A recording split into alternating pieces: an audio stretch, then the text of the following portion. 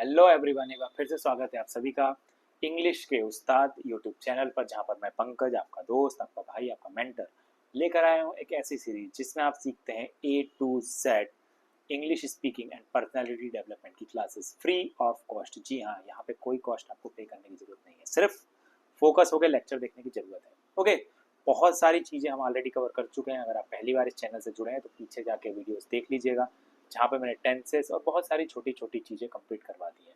आज हम देखने जा रहे हैं एक और इम्पॉर्टेंट चीज़ जो इंग्लिश में यूज़ होती है, उसका यूज़ कैसे करते हैं वो हम आज देखेंगे। ओके, तो अगर आप बिगिनर लेवल पर हैं, मॉडरेट लेवल पर हैं या एडवांस लेवल पर हैं और इंग्लिश फ्लुएंटली बोलना चाहते हैं तो जुड़े रहिए मेरे चैनल के साथ। बहुत जल्द 2 से 3 महीने में आप खुद अपनी पर्सनैलिटी में चेंज देखेंगे, अगर आप रेगुलरली चैनल को फॉलो कर रहे हैं और प्रैक्टिस कर रहे हैं तो। ओके, तो चलिए आज की क्लास को शुरू करते हैं आज के हमारे golden quote of the day के साथ। ओके, आप बड़े हैं या आपका डर? विचार कीजिए। छोटे सी 2 लाइनें लिखी हुई हैं, लेकिन इनका मतलब बहुत गहरा है। आप बड़े हैं या आपका डर? आपको देखिए, लाइफ में सबको अलग अलग टाइप से डर लगते हैं। ओके, कोई एग्जाम में फेल होने से डरता है। ओके, कोई पानी से डरता है।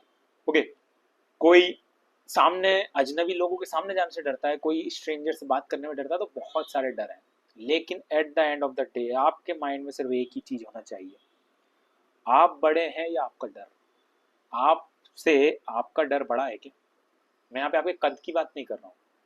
कहने का मतलब ये है कि आपके पास भगवान ने सबसे इंपॉर्टेंट चीज दी है, वो है माइंड।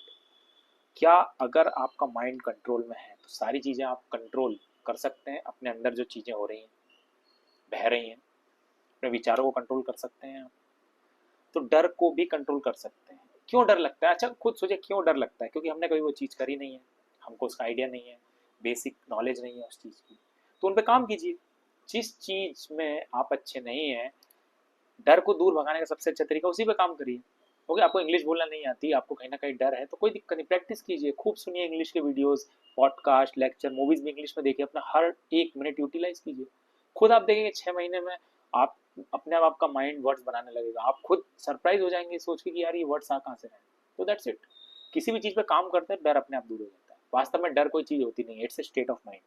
आप प्रैक्टिस करते हैं, आपकी स्टेट ऑफ माइंड चेंज होती है और डर जाता है। ओके, तो विचार कीजिएगा क्या बड़ा है, आपका माइंड। ओके, आज हम देखने जा रहे हैं यूज ऑफ इट। ओके, आज हम देखने जा रहे हैं एक और इम्पोर्टेंट यूज, इट का यूज कैसे करते हैं इंग्लिश में, कहाँ कहाँ पर इट का यूज होता है। इससे पहले वाले लेक्चर में हमने देखा था देयर का यूज कहाँ होता है, आज हम देखेंगे इट का यूज। ओके, और आज है हमारी क्लास नंबर 24, यानी कि 23 क्लासेस ऑलरेडी कंप्लीट हो चुकी हैं।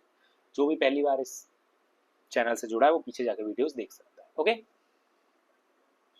तो चलिए शुरू करते हैं हमारी क्लास को बिना देर किए हुए। क्या लिखा है, ध्यान से लाइन को पढ़िए। जिस हिंदी सेंटेंस में, देखिए लाइन ऊपर क्या लिखी है, जिस हिंदी सेंटेंस में सीजन, सर्दी, गर्मी, बारिश आदि या समय के बारे में कुछ कहा जाए उसमें इट का यूज होता है। क्या कहा मैंने? जिस हिंदी सेंटेंस में सीजन की बात हो रही है, सर्दी, गर्मी, बारिश या किसी भी टाइम पीरियड की बात हो रही है, वहां पर इट का यूज करते हैं। अब कैसे? तो आइए एग्जांपल देखते हैं। एग्जांपल नंबर 1, पानी गिर रहा है, इट इज रेनिंग। अब यहां पर देखिए, इसीलिए मैंने आपको कहा था, देखिए इसीलिए मैंने आपको कहा था जो टेंसेस होते हैं उसको इसीलिए मैंने सबसे पहले आपको करा दिया, क्योंकि आने वाली हर चीजों में, हर किसी रूल के अंदर टेंस का यूज होगा। देखिए ये रूल तो इट का है, लेकिन इसके अंदर टेंस कौन सा लगा है, ये देखिए, present continuous, it is raining. अगर आपने वीडियो नहीं देखे तो पीछे जाके देख सकते हैं। ओके, तो पानी गिर रहा है, अभी कंटिन्यूअस प्रेजेंट की बात हो रही है, अभी भी गिर रहा है, तो इट इज रेनिंग। अभी 10 बजा है, it is 10 o'clock now. अभी 10 बजा है, it is 10 o'clock now. कल मंगलवार था, इट वॉज ट्यूजडे यस्टरडे। बीते हुए कल को क्या कहते हैं हम? यस्टरडे, ध्यान रखिएगा। और आने वाले कल को क्या कहते हैं हम? टुमारो। तो कल मंगलवार था, इट वॉज ट्यूजडे यस्टरडे। देखिए मॉडर्न इंग्लिश में इसको ऐसे भी लिख सकते हैं आप, इस चीज को, यस्टरडे वॉज ट्यूजडे। जब जल्दी जल्दी में फॉर्मली किसी को आंसर देते हैं, कल क्या था, यस्टरडे वाज ट्यूसडे, आप दे सकते हैं, लेकिन स्टैंडर्ड सेंटेंस क्या है, it was Tuesday yesterday. Okay, अब देखिए एक नोट है आपकी स्क्रीन पे, इंपॉर्टेंट नोट, जहां पे भी नोट आए ध्यान से सुना करिए क्या कहने की कोशिश कर रहा है। ओके, नोट आपसे कह रहा है सर्दी पड़ने एवं गर्मी पड़ने के लिए कोल्ड एंड हॉट के साथ गेट का यूज करते हैं। ओके, क्या बोल रहा है यहाँ पे, सर्दी और गर्मी अगर हो रही है सीजन में, ओके, इन वर्ड्स के लिए कोल्ड और हॉट यूज करते हैं, तो इनके साथ हम एक और वर्ड का यूज करेंगे, वो है गेट। ध्यान रखिए, आइए कुछ एग्जांपल दिखाओ। आज गर्मी पड़ रही है, it is getting hot today. पढ़ रही है ये कंटिन्यूस का सेंटेंस है, इसीलिए आईएनजी फॉर्म यहाँ पर आया। टेंस बहुत जरूरी है, बाकी की चीजें क्या है वो मैं आपको समझा रहा हूँ। आज गर्मी पड़ रही है, it is getting hot today. It is की शॉर्ट फॉर्म यहाँ पर लिखिए इट्स, एपोस्ट्रोफे लगा के। कल बहुत गर्मी पड़ी, ये हो गई पास्ट की बात। It was very hot yesterday. Okay, कल बहुत गर्मी पड़ी भाई साहब। It caught very hot yesterday, कल बहुत गर्मी थी, कहते हैं ना भाई साहब तपा दिया सूरज भैया ने। तो it caught very hot yesterday. Okay, तो ये नोट याद रखिएगा, अगर गर्मी पड़ना और सर्दी पड़ने से रिलेटेड कोई सेंटेंस आ रहे हैं तो उसमें हम गेट का यूज करेंगे और टेंस के अकॉर्डिंग उसकी फॉर्म बदल देंगे। अब यहाँ पर देखिए गॉट यूज हुआ यानी पास्ट की बात थी, यहाँ पे आईएनजी फॉर्म लगा यानी कंटिन्यूअस की बात हो रही है। Is that clear? चलिए आगे बढ़ते। दूसरा नोट, किसी व्यक्ति विशेष यानी विशेष व्यक्ति, इंपॉर्टेंट पर्सन, यहाँ पर लिखा हुआ पर्टिकुलर पर्सन की बात हो रही है। किसी व्यक्ति विशेष पर्टिकुलर पर्सन का बोध हो, अर्थात ही, यानी कि ऐसा सेंटेंस है, मुझे ही जाना पड़ेगा, तुम्हें ही करना पड़ेगा, उसको ही आना होगा। ऐसे सेंटेंस जहां पर भी आए और वर्ब के लास्ट में ना, नी, ने, हूं, हो, था, थी, थे, होगा, होगी, मतलब मुझे ही जाना पड़ेगा, उसे ही करना होगा, ओके, मैं ही गाऊंगा, मुझे ही गाना होगा, तब टेंस के अनुसार इट इज फॉर प्रेजेंट के लिए, इट वाज फॉर पास्ट के लिए, इट विल बी फॉर का यूज करके subject plus two plus verb की फॉर्म लगाते हैं। ये है स्ट्रक्चर आपका। देखिए पूरा स्ट्रक्चर में फिर से लिखता हूं। स्ट्रक्चर है आपका it, okay, it is for present के लिए, इट वाज फॉर पास्ट के लिए, it will be for future के लिए। जो भी सेंटेंस को उसके बाद सब्जेक्ट प्लस टू और प्लस की वर्ब, ये है आपका स्ट्रक्चर। देखिए कुछ एग्जांपल देखते हैं, एग्जांपल से चीजें ज्यादा क्लियर होती हैं। आपको ही जाना होगा, ओके, आपको ही जाना है, अभी प्रेजेंट की बात हो रही है, तो इसके लिए क्या यूज करेंगे, it is for. It is for, then subject आपका क्या आ गया, यू, फिर आ गया आपका टू, और उसके बाद वर्ब की फर्स्ट फॉर्म, जाने को कहते हैं गो। तो आपको ही जाना है, it is for you to go. ये आपके लिए एक नया सेंटेंस स्ट्रक्चर लग रहा होगा, बस प्रैक्टिस करेंगे तो हो जाएगा। मुझे ही पढ़ना था, इट वॉज फॉर, क्योंकि पास्ट का है, सब्जेक्ट टू वर्ब की फर्स्ट फॉर्म, मुझे ही पढ़ना था, it was for me to read, it was for me to read, it was for me to read, उसे ही आना होगा, it will be for him to come, it will be for him to come, उसे ही आना होगा, it will be for him to come. Okay, तो tense अगर प्रेजेंट का है तो इट इज फॉर, पास्ट का है तो इट वाज फॉर, फ्यूचर का है तो इट विल बी। और उसके बाद सब्जेक्ट एंड टू, और उसके बाद वर्ब की फर्स्ट फॉर्म को आपके एग्जाम्पल के अकॉर्डिंग। ओके, कुछ बहुत सारे सेंटेंस आप घर पे बना सकते हैं। ओके, उसको ही पढ़ना होगा, ओके, उसे ही खाना बनाना होगा, उसे ही कमरा साफ करना होगा, ओके, उससे ही मुझे मारना होगा, ओके, उसे ही मुझे सुनना होगा। तो बहुत सारे सेंटेंस है, आप प्रैक्टिस कर सकते हैं। तो मैं फिर से इसको रिपीट कर रहा हूँ, जब भी किसी पर्टिकुलर इंसान की बात हो, जैसे कहा ना इन सेंटेंस में, आपको ही जाना है, मतलब आपको, मतलब आपको ही और कोई नहीं है, मुझे ही पढ़ना था, मतलब इस मेरे अलावा और कोई नहीं है, उसे ही आना होगा, यानी से उसी की बात हो रही है। जब किसी पर्टिकुलर इंसान की बात हो और ऐसे सेंटेंस बने, मुझे ही करना होगा, तुम्हें ही करना होगा, राम को ही करना होगा, तो ऐसे सेंटेंस जब बन जाए तो ये स्ट्रक्चर होता है।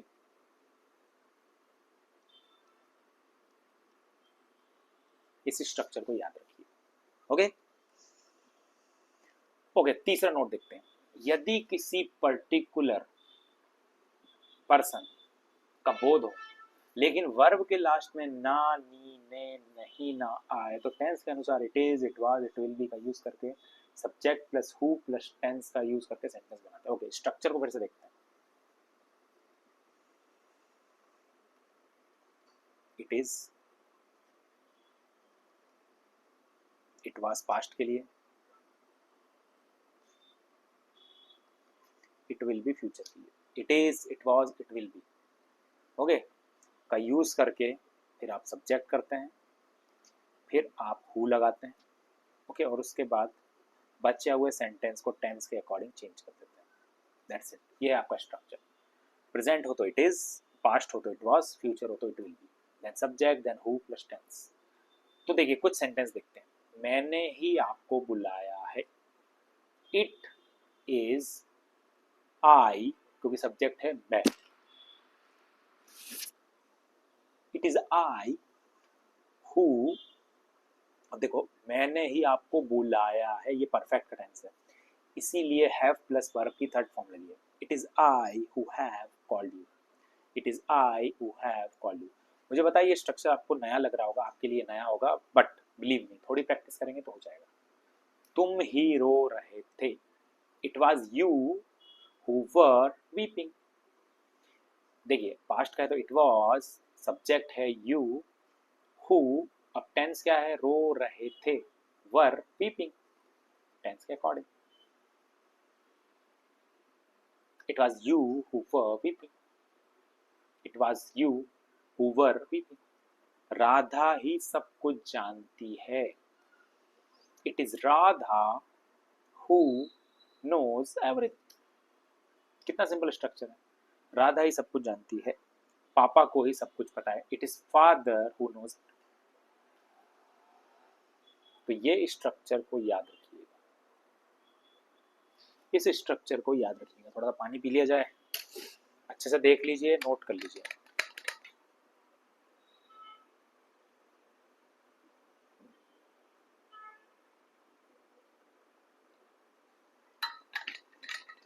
इज दैट क्लियर, यस और नो? तो ये दोनों स्ट्रक्चर याद रखिएगा। ओके आगे बढ़े, दोनों स्ट्रक्चर क्लियर है। जब एक ही पर्सन पे बात आ रही है और ऐसी लास्ट में जाना ही पड़ेगा, करना ही पड़ेगा, आना ही होगा, तब it is for, it was for, it will be for, subject then to then plus verb की फर्स्ट। और अगर आखिर में ऐसा स्ट्रक्चर नहीं बने, ओके, ना, नी, ने की जगह आपको या ये आ जाए, मैंने आपको बुलाया था, तुम ही रो रहे थे, राधा ही सब कुछ जानती है, तो इस टाइप का सेंटेंस है। ओके तो चलिए कुछ एक्सरसाइज ड्रिलिंग कर लेते हैं। आज मूसलाधार बारिश हुई, it rain cats and dogs. ये याद रखिएगा, बहुत बार आपने फिल्मों में देखा होगा। मूसलाधार बारिश, ये क्या है, जुमला कहते हैं ना जिसको, proverb, cats and dog. English भी बहुत स्पेशल है, यहाँ पे प्रॉवर्ब्स भी ऐसे देते हैं। मूसलाधार बारिश समझते हैं ना, ऐसी बारिश जो बिल्कुल अल्टीमेटली 1-2 घंटे तक बहुत तेजी से हो रही है, बिल्कुल तेजम तेज, ओके, उसको कहते हैं मूसलाधार बारिश। और इंग्लिश में मूसलाधार बारिश के लिए एक प्रॉवर्ब यूज होता है, दैट्स कैट्स एंड डॉग्स। क्या यूज होता है, कैट्स एंड डॉग्स। तो आज मूसलाधार बारिश हुई, हुई मतलब पास्ट की बात हो चुकी है, तो इट रेन्ड, रेन्ड इसलिए लिखा पास्ट की बात है, it rained cats and dogs today. कैसे बोलेंगे इस सेंटेंस को, it rained cats and dogs today. It rained cats and dogs today. 9:15 बज रहा है. अब 9:15 को क्या कहते हैं? Means 9:15. That is 9:15. Okay, that is 9:15. Okay, just a minute.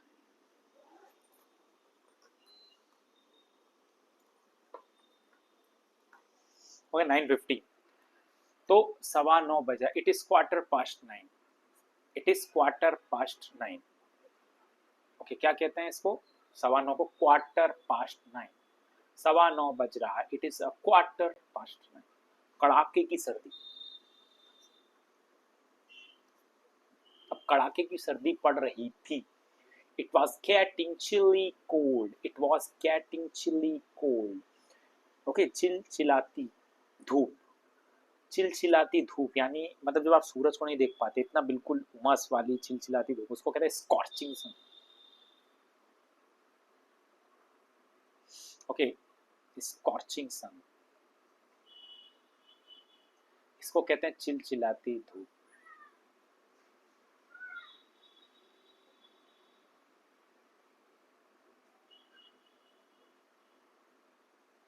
चिलचिलाती धूप यानी ऐसी गर्मी बहुत खतरनाक. चिलचिलाती धूप, स्कॉर्चिंग सन. ओके, तो चिलचिलाती धूप पड़ रही है यानी प्रेजेंट की बात हो रही है. It is getting scorching sun. कड़ाके की सर्दी पड़ रही थी. It was getting chilly cold. कड़ाके की सर्दी मतलब चिली कोल्ड. चिली कोल्ड यानी कड़ाके की सर्दी.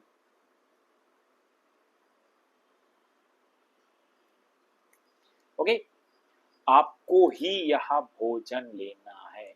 आपको ही, तो ये कौन सा स्ट्रक्चर है? इट इज फॉर वाला. It is for you. It is for you to take this. It is for present के लिए, then subject, then to, then verb की फर्स्ट फॉर्म, फिर object. It is for you to take this food. आपको ही यह भोजन लेना है. It is for you to take this food. Ram ही आया था. ये सेकंड स्ट्रक्चर है. It was Ram. पास्ट है तो it was Ram, then who. Okay, उसके बाद टेंस के according it was Ram who had come. It was Ram who had come. Ram ही आया था. It was Ram who had come. तो ये थी एक्सरसाइज आपके इट से रिलेटेड. ओके, इट से रिलेटेड. तो ये वाले सेंटेंस याद रखिएगा. ओके, जब भी सीजनल की बात हो, सीजन्स की बात हो या किसी टाइम फ्रेम की बात हो, तो हम किसका यूज करते हैं? हम इट का यूज करते हैं. ओके, अलग अलग सेंटेंस के अकॉर्डिंग.